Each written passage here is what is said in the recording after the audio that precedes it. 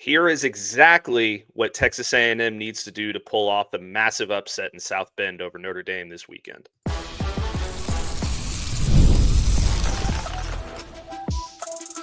You are Locked On Aggies, your daily podcast on the Texas A&M Aggies, part of the Locked On Podcast Network, your team every day. Welcome in. You are Locked On the Texas A&M Aggies. I am your host, Matt Galatzan, publisher of Texas A&M Aggies on SI. Thank you for making Locked On Aggies your first listen every single day. Part of the Locked On Podcast Network, your team every day. This episode is brought to you by Monarch Money. Take control of your finances with Monarch Money. Use code LOCKEDONCollege at monarchmoney.com for 50% off your first year. Harrison, it is the biggest game of the young season for Texas A&M. They are heading up to South Bend to take on the Notre Dame Fighting Irish in a game where where Notre Dame is favored by almost a touchdown. Not a lot of people are giving Texas A&M a chance. We think that they have a chance, though. We think this team is pretty dang good. So today, we are going to bring you our keys to the game and what exactly Texas A&M needs to do to pull off the upset. We're going to talk about our biggest concerns for Texas A&M in South Bend and then make our picks of the week, hoping to get back over 500 for the year. But Harrison, I think this thing starts off really simply. I think Texas A&M needs to be able to stop Jeremiah Love and Jadarian Price. Yeah, I mean, it starts right there. That is what their offense is built around. Those are their two best players on offense. Maybe arguably the two best players on the field come Saturday are both in the backfield for Notre Dame. Matt, here's the good news I got about that. For some odd reason, Notre Dame has not wanted to give those guys more than 16 combined carries in the game this year. Versus Miami, their best football player, Jeremiah Love, only touched the ball in the backfield 10 times, 14 times overall. And the Jadarian Price had just 6 carries in a game where I know they got down early and had to fight their way back. But even when this was a still relatively close ball game, they weren't giving their two best players the football, which goes back to you talk about the most simplest term of how you win a football game as a coordinator. Just get your best players football. They didn't do that in their first game. A&M has to stop the run. Absolutely.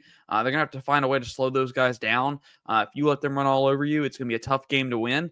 I think that goes without saying. And it's going to be a nice test of this Aggies run defense that was certainly, I guess, kind of embarrassed in that UTSA opener when they gave up a 60-yard touchdown run early in that game. I think it was 75, actually. 75. Maybe I'm wrong, but he had, but Robert Henry Jr. regardless ran absolutely all over them. So it was a bad showing from them. But you're absolutely right. I don't anticipate Notre Dame giving them 16 combined carries in this game. I think that they're going to learn a lot from what they did in week 1 against Miami.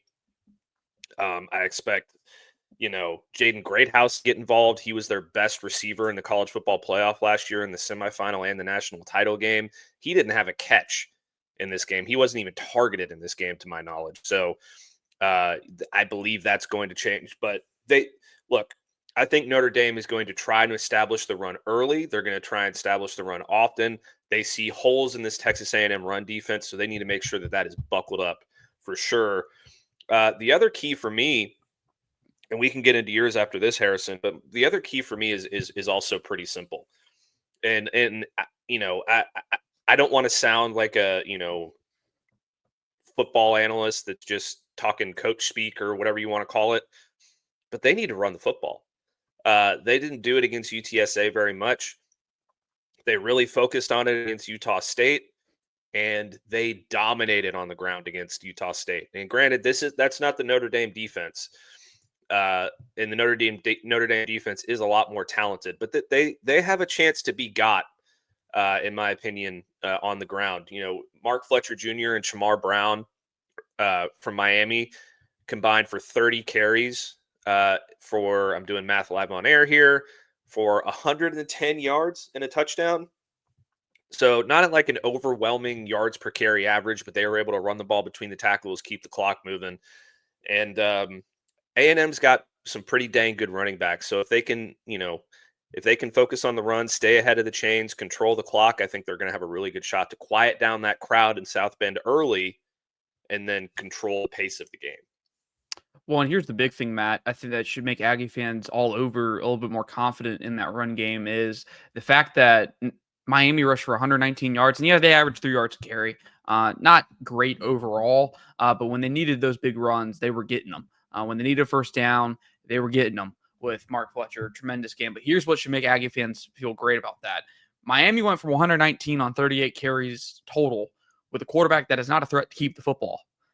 Whenever you play a Carson Beck football team, those ends are crashing in, and they don't respect the ability of that quarterback to pull the ball out of the backfield, out of the belly of the back, and go do it himself. There is that threat with Marcel Reed. They are not going to see much of these backside ends crashing in on these inside zone run plays. The backside pursuit of those ends, they're gonna have to stay disciplined. They're gonna have to respect the ability for Marcel Reed to pull that football, because if they don't and they crash to go after that running back, Marcel Reed is going to be out the backside and with space to run. So I think that should make Aggie fans a little bit even more confident about the run game. I really liked what I saw from Ruben Owens and Le'Veon Moss last weekend.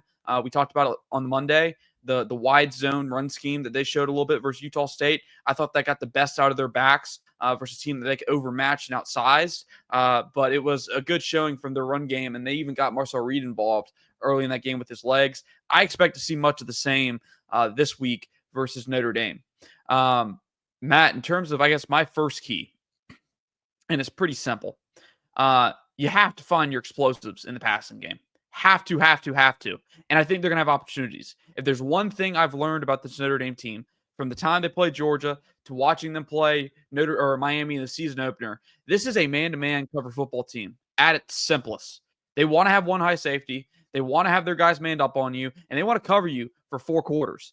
You're going to have your chances to run. If they want to have one high safety, they want to have an extra guy in the box to cover whoever, you're going to have your chances to run. You're going to have to earn it on the ground, but you're going to have to beat them. They're going to get in your face. They're going to press you. They're going to make you earn it out wide. And what's the one thing we've seen from this A&M football team in this offense is A&M has some difference makers out wide. Mario Craver is the first, I believe, receiver of that note that has opened his A&M career with back-to-back 100-yard receiving games. First one, if the game notes are correct in that category. Yeah, became the first player to open his Texas A&M career with back-to-back 100-yard receiving games.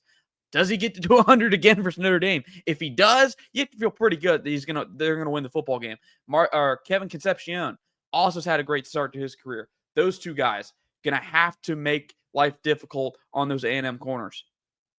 Yeah, absolutely. I couldn't agree with you more. I mean, Mario Craver right now is sitting with 13 receptions for 236 yards, 18.15 yards per catch, 3 touchdowns. He is 8th in the country in receiving yards. He is 2nd in the country in receiving touchdowns. If you get these guys the ball in space, they're going to cause some damage.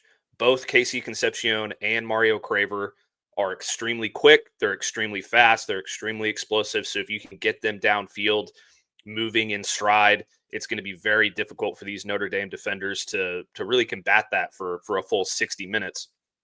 That being said, obviously Notre Dame has a pretty dang good secondary, but A&M's receiving core stacks up pretty well with it. I talked yesterday about how my X factor in this game was Terry Bussey, because I think that Notre Dame is going to be so focused on Mario Craver and on Casey Concepcion that it's going to create a lot more opportunities for Terry Bussey. So we'll see if that, comes through here on Saturday.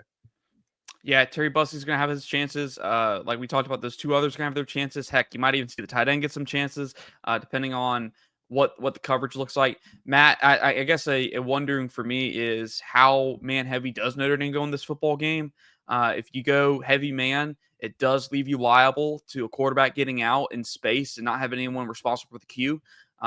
Makes me wonder if maybe Notre Dame evolves a little bit and goes a little bit more zone so they can try and keep Marcel Reed in the pocket, have eyes on him at all times. We'll see early in that football game. But I feel really good right now. If they want to go play man-to-man, the Aggies should have the guys on the outside to make them pay for it. And then second and last, I guess, key to the game for me is, and this goes back to what we saw in that opener versus Miami, Cassius Howell, the Notre Dame defensive line, needs to have some game records. I mean, Cassius Howell, if he comes out of this game with 3 sacks, I mean, it just has 3. If Cassius Howell has 3 plays like he did those 3 plays versus Utah State, A&M's most likely going to win this football game. Miami got after that Notre Dame offensive line, made those tackles look very juvenile. at different points in that football game. Miami gave them pretty much everything and more than what they wanted up front. And you saw those edge rushers sealed that game late in that game versus Miami when Notre Dame was trying to go win it. I like CJ Carr. I think CJ Carr is going to be good for them, but he does not have an escape plan. When that pressure's in his face, when that pressure's behind him, he's going down. He's not going to escape from you like, let's say, a Riley Leonard or a Marcel Reed is. So got to see those guys bring it this week. Yeah, I couldn't agree more. Notre Dame made Ruben Bain look like the number 1 overall pick in next year's NFL draft. So, and he's a really good player, but still, I mean, Cassius Howe's a pretty dang good player too. So he should have his opportunities to eat on Saturday. Notre Dame did have a bye week last week, so they had time to fix their holes and kind of adjust to what went wrong in week 1 versus Miami. So we'll see if that stuff pays dividends on Saturday night. Let's take our first break, Harrison. When we come back, we're going to talk about our biggest concerns for Texas A&M and some things that, we think could surface and maybe bite them in the butt on Saturday if they're not careful. So stick with us after this break, and we'll be right back. Today's episode is brought to you by Mazda. Mazda crafts cars for those who do more than simply move. Mazda delivers confidence with every ride, with more IIHS Top Safety Pick Plus awards than anyone else as of August 2025. From footwork to breathwork, athletes sweat all the details. Mazda brings the same intention to how we craft every model. Like our players, we sweat every detail because when you make every move count, impossible becomes irrelevant. Mazda, move and be moved. Today's show is also brought to you by DoorDash. It's almost the weekend. Time to look back and crown this week's MVP on Who Delivered, powered by DoorDash. Just like you can win every Saturday with DoorDash streaks, saving more every time you order, these players delivered when it mattered most. Let's break it down. Last week, Mario Craver once again, stole the show for Texas A&M. He was explosive. He had over 100 yards receiving. He had another touchdown, and he has proven that he can do it on a week-to-week basis.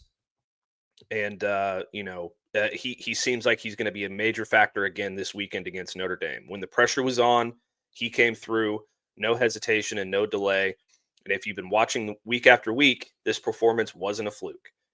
He is on a streak.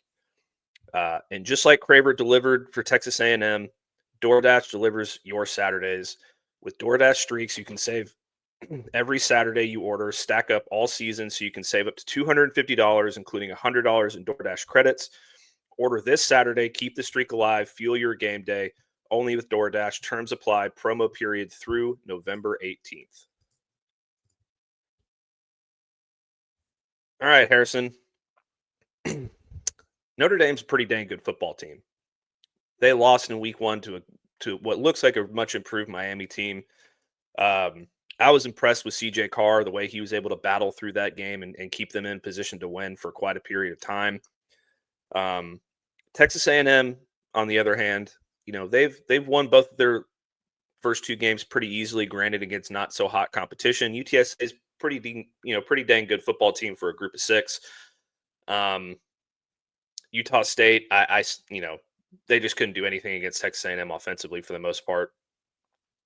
So it's really kind of hard to gauge, how this Notre Dame team is going to stack up with this A&M team. That said, we have a pretty good idea of what Notre Dame's identity is, what Texas A&M's identity is. So I want to talk about what the biggest concerns are for Texas A&M with this Notre Dame team. We already talked about stopping the run and Jeremiah Love and Jadarian Price. But one of my biggest concerns for Texas A&M against this Notre Dame football team, they have a lot of explosive receivers. Faison is extremely explosive. Jaden Greathouse, he had like 200-something yards and double-digit catches over the college football playoff semifinal and the college football playoff final. And he was held without a catch against Miami. I don't think that's going to be the case. I think that they're going to target him. So my biggest concern here is, can Texas A&M's pass defense hold up against this explosive Notre Dame receiving core? Because they've given up some explosive plays here and there throughout the early part of the season against Utah State and against UTSA, specifically against UTSA.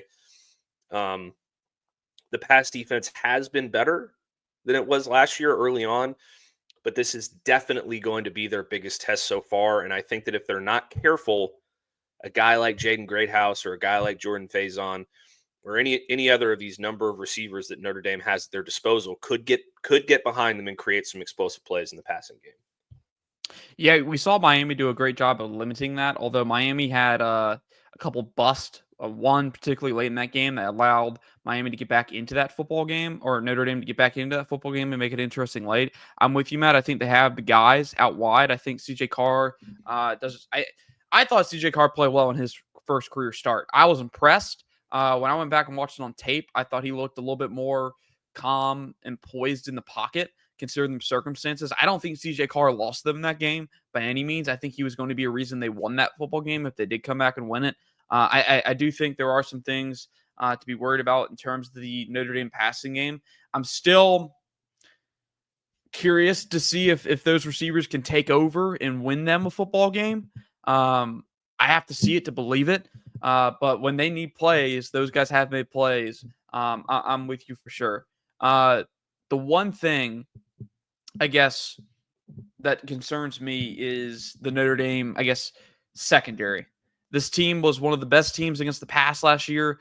They were ranked first in defensive efficiency versus the pass, I believe, last season. They held opponents to 250 yards, or no, they held 7 opponents to 125 yards passing last fall. That's the most in all of FBS. They don't return key members of their secondary like an Xavier Watts. I believe both their top corners are gone, but they have shown that they've been able to, develop and replace those football players.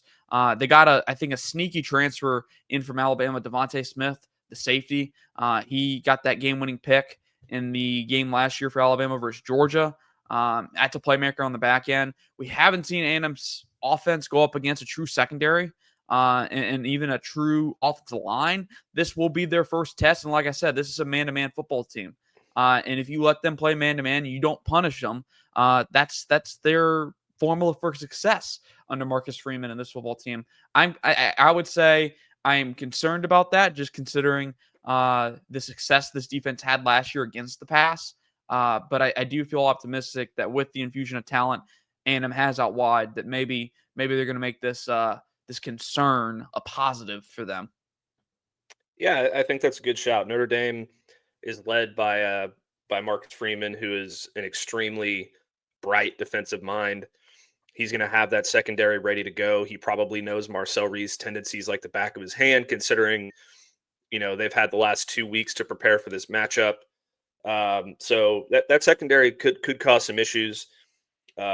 It's going to be a hell of a matchup. It's going to be the matchup to watch, honestly, those Texas A&M receivers versus the Notre Dame secondary. So I'm really excited to see what those two units do against each other. I'll give you one more concern, Harrison. The stage. This is a massive stage for Texas A&M.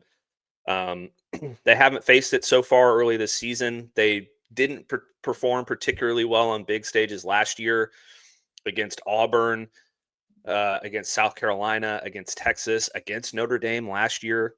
They answered the bell against LSU last year, but for the most part, that's still something that I think that they're trying to find as a program.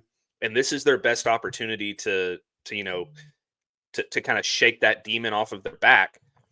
But this is going to be an extremely tough place to play. South Bend is no joke, especially at night. Can Marcel Reed handle the environment? Can these young players, on the defensive side, handle the environment? Can the receivers, can they, not press too much and not try and make plays before they get the ball in their hands because they want to make an impact early in the game? Those kinds of things are probably my biggest concern about Texas A&M in this matchup overall.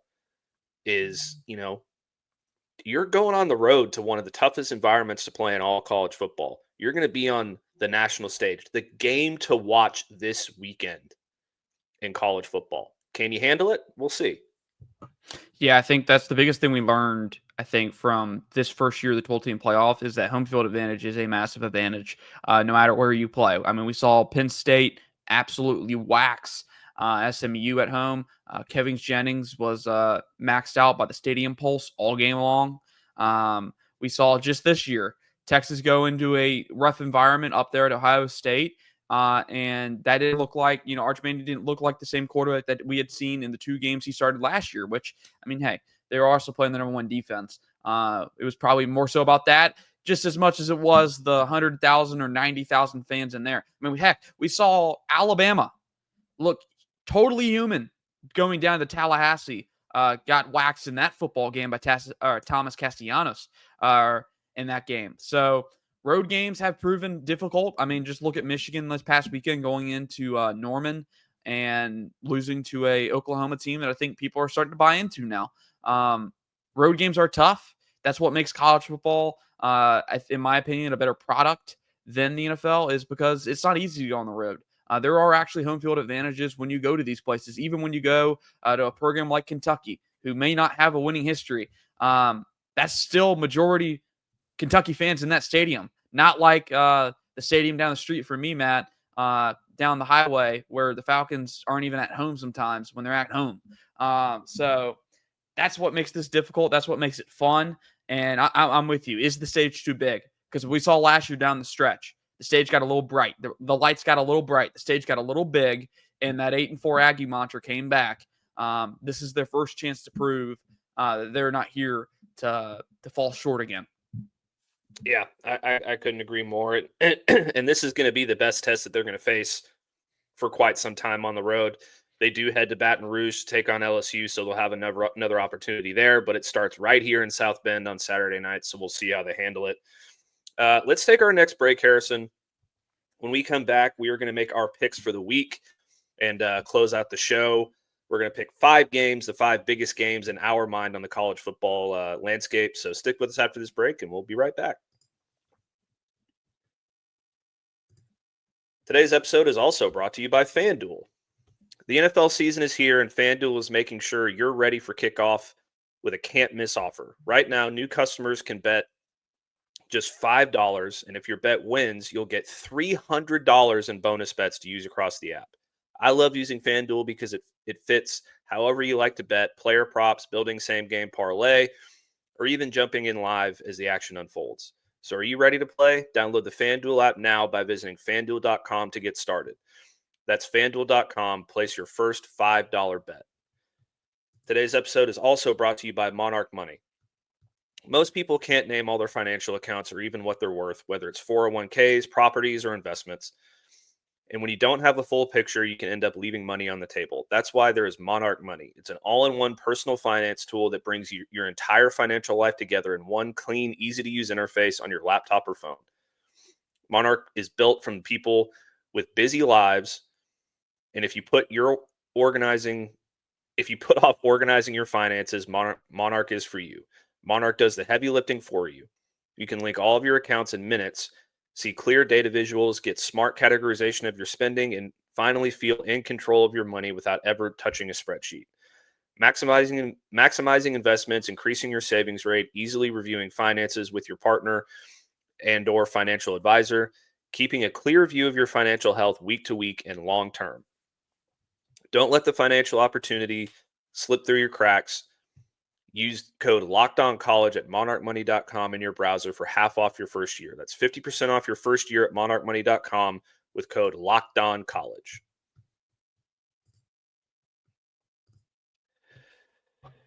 Okay, Harrison. It's time for the picks. Week 1, I was 0-5. You were 1-4. Week 2, I was 3-3. I got a little bit better. Got 500. You were 2-4. Right now, we're both sitting at 3-8 on the year. We're still learning about a lot of these teams. A lot of teams have struggled in spots that we didn't expect them to struggle. I mean, LSU struggled against Louisiana Tech. Georgia struggled for a period of time against Austin Peay. Clemson, they almost got beat by Troy there for a little while. There was a lot to be desired Hell, USF beat Florida in the swamp. I mean, who saw that one coming? I think both of us did. But we didn't pick that game, so we don't get to claim it. So we're going to get into our picks for this week. We've got 5 for you again. We're going to start with Alabama and Wisconsin. Alabama is a 21.5-point favorite against the Badgers. Alabama looked atrocious against Florida State in week 1. Then they came back and beat Louisiana Monroe 73-0. This game is in Tuscaloosa. I still don't buy this Alabama team. I'm going to pick Wisconsin to cover, but I think Alabama wins the game. I'm with you. 20.5-point spread after what they showed on the road versus SU in the season opener. Uninspired football team, uninspired effort, lack of effort. I'm taking Wisconsin to cover the 21.5, but I'm with you. I think Alabama's going to win the game. All right, next one. Something you are going to be very familiar with, Georgia and Tennessee. Georgia currently sits as a 3.5-point favorite. They beat Austin Peay 28-6, I believe, last week. Struggled for a bit of that game, but they ended up taking care of business. This game is in Knoxville. Joey Aguilar looks like the dude. 5 touchdowns so far this season, over 500 yards passing. I'm going to take Tennessee. I'm going to take Tennessee. I don't believe in Gunnar Stockton. I believe in Kirby Smart. I just don't believe in Gunnar Stockton. So I'm taking the Vols.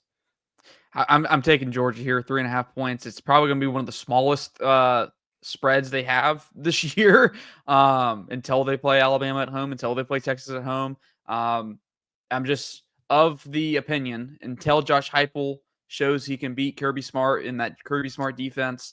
I got to stick with Kirby Smart, who's been his kryptonite of late here. But yeah, the road environment makes it tough.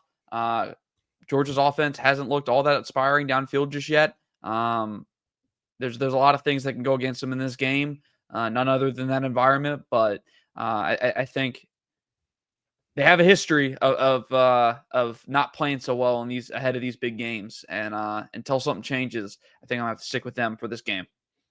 All right. Next up, we have number 5 Miami hosting the number 18 South Florida Bulls, who beat the tar out of Boise State, and then they went into the swamp and took down the Florida Gators. It is a 16.5-point spread in favor of Miami. I'm taking USF to cover the 16.5, but I'm taking Miami to win the football game. Also, just a brief note, I'm picking Tennessee to both cover and beat Georgia for the last one, but taking USF here to cover, Miami to win. And I just think this USF team is the group of 5 or group of 6, whatever you want to call it, college football playoff contender at this current moment. This is tough because I think 16.5 is a little big. Isn't exactly comfortable for me, even though it's at Hard Rock Stadium. I'm actually gonna go with Miami here. I'm gonna take Miami to cover. I think if USF had gone into last weekend and lost, even if it was close, I think maybe there's a chance that Miami goes in there and overlooks them. Now, don't crown out Mario Cristobal and his team to overlook an opponent and not play well, but I'm going to take Miami here to cover the 16.5. I'm with you. I think USF might be that Group 6 team that makes it into the playoffs, and they can still do that even with a loss here to Miami. Yeah, I mean it's going to be a tough matchup for Miami. I just 16.5 is just really big for me. All right, next one. We have Florida heading to the swamp to take on the number 3 LSU Tigers. LSU struggled with Louisiana Tech last week, but Florida got beat by USF. I am taking LSU all day at -7.5. I do not believe in Billy Napier. Yeah, I'm with you. Garrett Nussmeier, he has a believer in me. The LSU offense is a believer in me. We'll see about the defense. They played well versus Clemson. We'll see if they can do it again. Give me LSU 7.5 to win this game. I think they're going to win by at least 2 touchdowns. All right, and then finally, the big matchup of the weekend, Texas A&M heading to South Bend, number 16 Aggies versus number 8 Notre Dame. It is a 6.5-point spread in Notre Dame's favor. everybody seems to be picking Notre Dame. Nobody believes in Texas A&M. Nobody believes in Marcel Reed. Nobody believes in Mike Elko. I'm taking the Aggies. -6.5, both to cover and win this football game. I'm right there with you. I think Marcel Reed obviously has the experience at quarterback. This isn't his first road test. I believe his first road start was in the swamp last year, if I remember correctly. I feel pretty good about this. I think they have the pieces on offense to go win this game. I think they have the pieces up front, a really good offensive line to go win this game. I think they have the backfield to go win this game. My question is just mainly, what does the defense look like, and how do they stop or at least slow down a Notre Dame attack that's going to have two of the best players in their backfield over there? But I like A&M to cover the 6.5 points. I like them to win as well on the road in South Bend. And you're looking at a 3-0 start, heading into a ranked matchup likely the next week versus Auburn at home, which could be a nighttime football game if Auburn takes care of business this week. Yeah. All right. So just to recap real quick, Alabama versus Wisconsin, Bama -21.5. Harrison and I both have Wisconsin covering. Tennessee and Georgia -3.5. I have Tennessee. Harrison has Georgia. Miami and USF. Harrison has Miami. I have USF covering the 16.5. Florida LSU at Death Valley. Harrison and I both have LSU at -7.5. And then Notre Dame and Texas A&M in South Bend, -6.5 in favor of Notre Dame. Harrison and I are both taking the Aggies to cover and win the football game. All right. That's going to do it for another episode of Locked On Aggies. Thank you so much for making Locked On Aggies your first listen every day. But hey, it's another big moment for Locked On. College football fans, Locked On and Fire TV present College Football Kickoff, your ultimate college football weekly preview. Drake Toll of Locked On Big 12 leads the conversation alongside two-time AP Coach of the Year Gary Patterson, former college star Jesse Holley, and Locked On's local experts. It's college football preview that only Locked On can do. Catch College Football Kickoff every Thursday throughout the season, only on Fire TV. And don't forget to like the video, subscribe to our channel, subscribe to our podcast. Give me a follow on Texas A&M Aggies on SI and on X at Matt Galatzan. Follow Harrison on X at Harrison Reno, and we will see you next time. No Aggies way gonna Matt win gets this 2 one, weeks in a Harrison. row. Yeah, no way you win 2 in a row. I'm getting 2 in a row, baby.